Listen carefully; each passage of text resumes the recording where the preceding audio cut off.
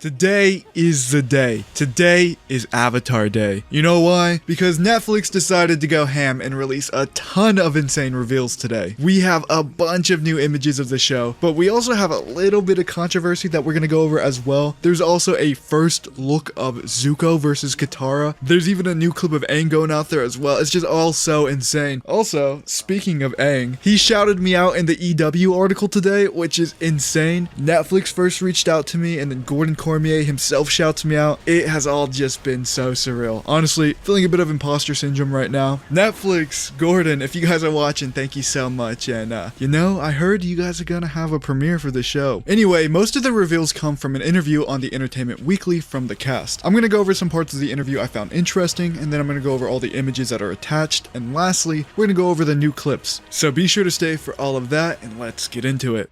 Firstly, can we all just appreciate how awesome this video is that's attached to the article? It looks so sick. One of the more interesting things about this article is when Albert Kim compares the live action to the cartoon, stating that the live action vibe is much more similar to season 2 and 3 of the cartoon. So it's just a better blend of comedy and seriousness, and tackles some of those more mature themes that you see in season 2 and 3. How Aang coded is this? This sounds just like Aang. You know, Aang's just being a little bit too honest here, and it's just somehow talking about this topic is kind of wholesome in a weird way. These next two quotes come from Katara, who's played by Guy Wendio, and Sokka, who's played by Ian Owsley. And I kinda have a lot to say about it. Guy Wendio says, "I feel like we took out the element of how sexist Sokka was. I feel like there were a lot of moments in the original show that were iffy." And Ian Owsley agrees with her, saying, "Yeah, totally. There are things that were redirected just because it might play out a little differently. I will admit this. In modern times, having Sokka be sexist is kind of a slippery slope, but Sokka being sexist is a part of his character development. He would say things like, girls are better at fixing pants than guys, and guys are better at hunting and fighting, but he would later go on to get humbled by the Kyoshi Warriors. In the Kyoshi Warriors episode, Sokka learns that there are girls who do the same things that he does, and they do them even better than he does. The Kyoshi Warriors were more skilled than him, they were more disciplined, they were stronger. This makes Sokka rethink his whole life philosophy. This makes Sokka go from an immature kid who was sexist to a man that respects everybody." Now, you guys know me. I'm not one to immediately jump on the bandwagon of, oh my god, everything's so bad. Like, no, I don't do that. I haven't seen the show. I'm not gonna call this a bad change yet. There is a chance that Sokka goes through another arc that is just as satisfying. Maybe he goes through this whole arc where non-benders can be useful in season 1 instead of in season 3, and it's still super impactful to his character. I really just need to see what they do, because it could be amazing or it could be bad, who knows. As for the new images, there are so many of them, and they all have me so hyped. Here is Azula and Ozai. Now, there is a few really cool things in this image. For one,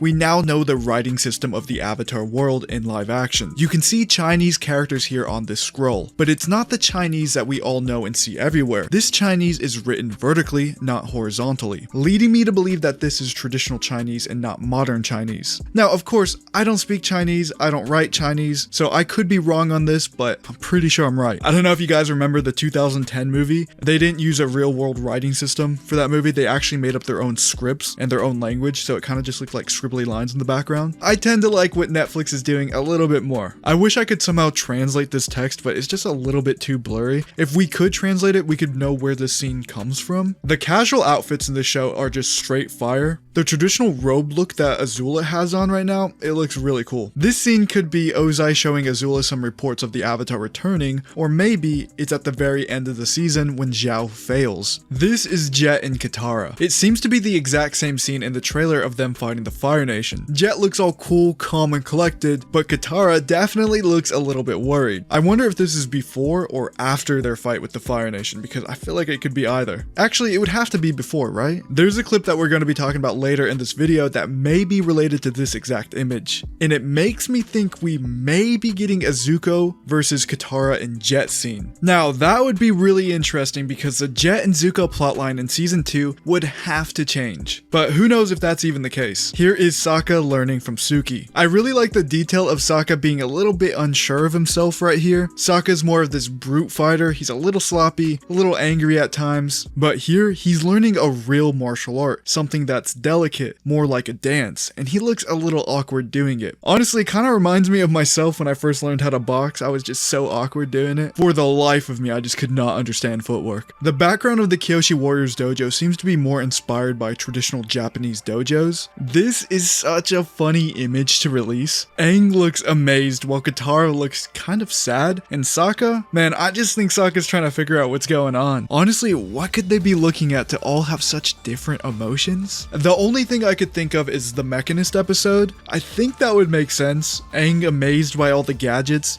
He doesn't have to be salty this time because they didn't take the Northern Air Temple. So now it's just good vibes from him. Sokka's engineer brain is probably going wild. Maybe this time Katara's the one that suspects that this is Fire Nation? I don't know. The Zuko and Iroh one is also pretty interesting because they look amazed at something. They're in front of Zuko's conspiracy theory board. Now, I know I just pointed this out in my last video, but it seems like dragon culture is much more ingrained in Fire Nation culture this time around, like much more than in the cartoon. Zuko's conspiracy theory board is filled with dragon scales, and so are most of the Fire Nation outfits as well. Actually, since the board isn't filled out very much like we see in the trailer, this kinda leads me to believe that this scene is early on in the show. Maybe this is right after Aang breaks free. As I'm recording this video, Albert Kim posted another photo of Aang, and this one is really interesting. Here is Aang reading a book, and that's kinda weird, right? But also, there's Heibei's statue in the background.